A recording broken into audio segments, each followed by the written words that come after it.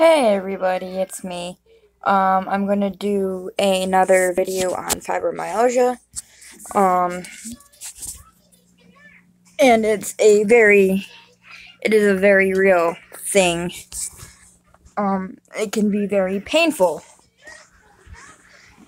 And when I say very painful, I mean it is very, very painful. And there is no cure for it. Are you ready for Dorothy's question? Good! Okay, here it goes.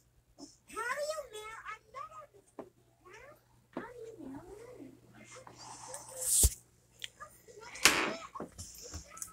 a letter? It just got turned into a long-term disease, and sorry about that.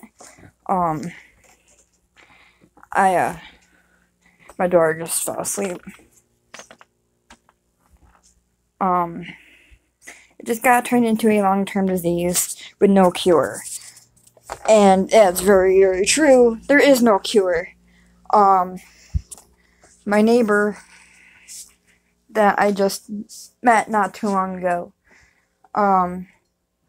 told me he had a friend that had fibromyalgia and died from it. And another person I met out and about, she had fibromyalgia and that turned into multiple sclerosis. It's a door to many things. It can imitate many things as well. It can imitate ALS. It can imitate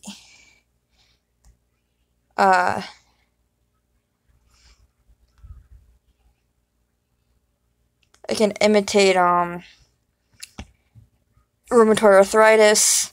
It can imitate a whole bunch of stuff. So when your doctor diagnoses it, they usually go for the 5 points of pain, and they just go and, hi Sean, go and assess by touching your points and to see how much pain you're in.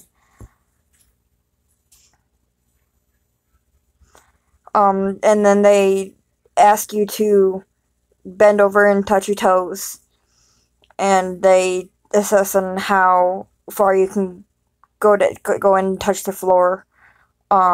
They assess how you walk in the office, and that will determine if you have fibromyalgia, if everything else comes back negative.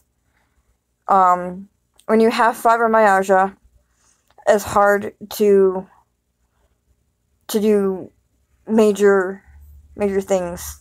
How you doing, Sean?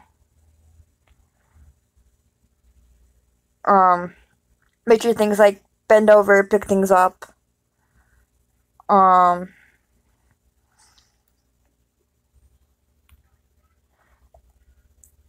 Also, sometimes it's hard to get out of bed. A lot of things come with it. You have a pain receptacle in your brain that never shuts off. You can put being educated, huh? You can put your hand on a hot burner and go, ow. Well, I can put my hand on the same hot burner and go, am I in pain? Because I'm already in pain. You're always in pain. You're in constant pain. The human body can go up to 114 decibels of pain. A woman's body can go up to 127 decibels of pain, and that's just from giving birth.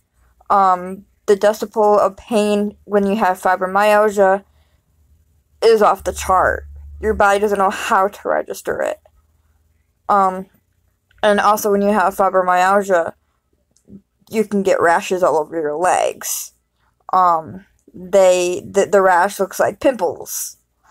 And if you don't pop those blisters or pimples, they will get infected and they will smell like death. Trust me, I've been there and I've done that.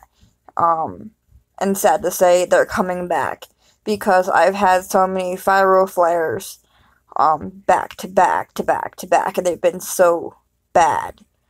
And this is another reason why someone with fibromyalgia qualifies for a service dog, because it's a permanent mobile impairment.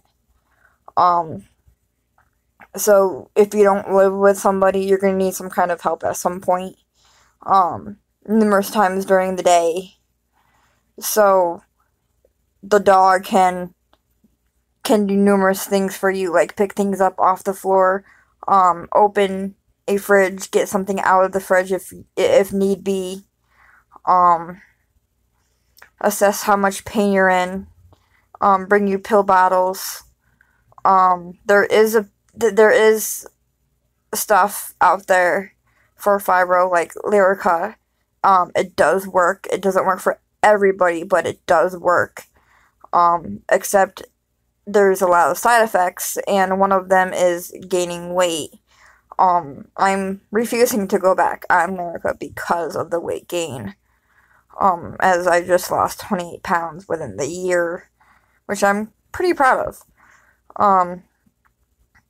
So I'm kind of refusing to go back on that. If anything, I'll go for pain management, but I'm gonna ask for Toradol. Toradol seems to work. Yay, education, love it. Yeah, it's something to be aware of. It's an invisible disease. A lot like other invisible diseases like autism and rheumatoid arthritis and Lou Gehrig's disease, Lyme's disease, lupus, stuff like that. Even though Lou Gehrig's disease down the road, you can actually physically see it. I knew someone with Lou Gehrig's disease, but I'll cover that that's a whole different story for a different day. But when you have fibro, you have to live differently. Some doctors, yeah, you're absolutely right. You're absolutely right, Sean. People need to know what it's all about. I'm gonna make this into like a quote-unquote mini-series, I think. As I'm finding more information out. Some doctors recommend you change your diet. Some doctors recommend being on a raw diet. I'll get into that on a different day. But even though you can't tell, I'm in pain. In a lot of pain. I can barely walk tonight. I did a little too much, again. You don't want to overdo yourself and push yourself over the edge to where you have a fibro flare.